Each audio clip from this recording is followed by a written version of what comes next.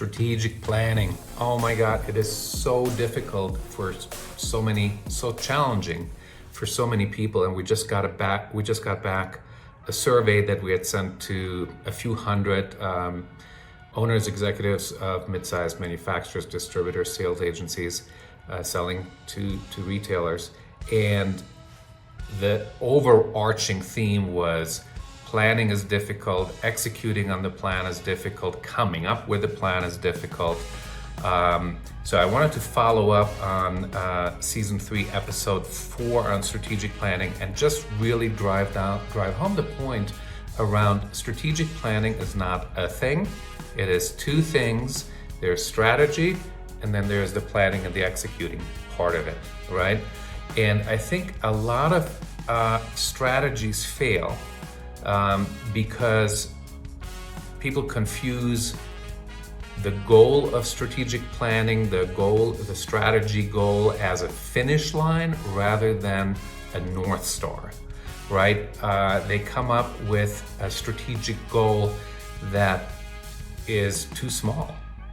People come up with strategic goals that are achievable next month or next quarter, as opposed to achievable in 3 to 5 years. And there's a lot of reasons why people do that, right? There's the SMART goals have to be specific and measurable and attainable, and let's just stop there, right? The attainable, oh my God, we have to be able to attain it, next week or next quarter. So when you do strategic planning, think of the overarching goal as the North Star, not the finish line, right? And Jim Collins, Good to Great, he talks about the BHAG. You do have to make that North Star come alive, right? And so that it doesn't just stay, pretty words on a vision statement in the lobby in a gold frame. That's not, gonna work.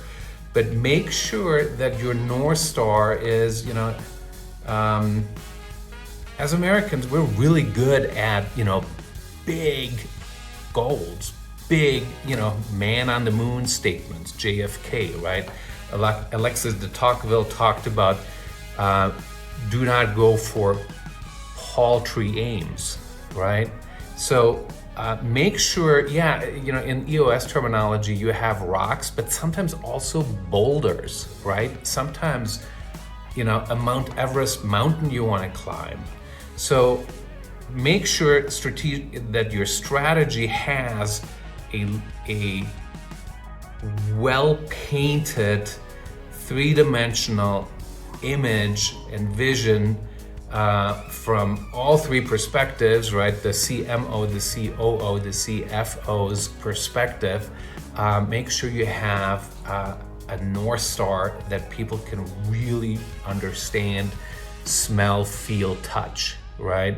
And then the second part of planning and strategic planning is the planning part. And here you get into the acronym soup of processes. And I just say, pick your poison, pick your process. There's EOS, great system. OKRs, right? Makes a lot of sense. OGSMs, objectives and goals, strategy and measurements, makes a lot of sense. KPIs, KIs for key initiatives. All of that is part of, you have to Gantt chart that out, timeline it out. You have to create milestones for there to be accountability and ownership. And also to sequence things out, right? Back to it's great to have a quarterly rock in EOS terminology, but you're not going to land on the moon next month or by the end of the quarter, right? So you have to sequence out, if you have a 5-year Mount Everest goal to climb, you have to have 30, 60-day and 90-day rocks and things to get to base camp, prepare base camp, have a roadmap. So everything has to be sequenced out.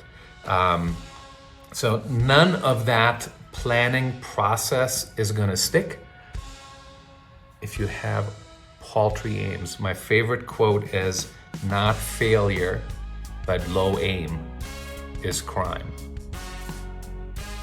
Don't commit that crime of aiming too low.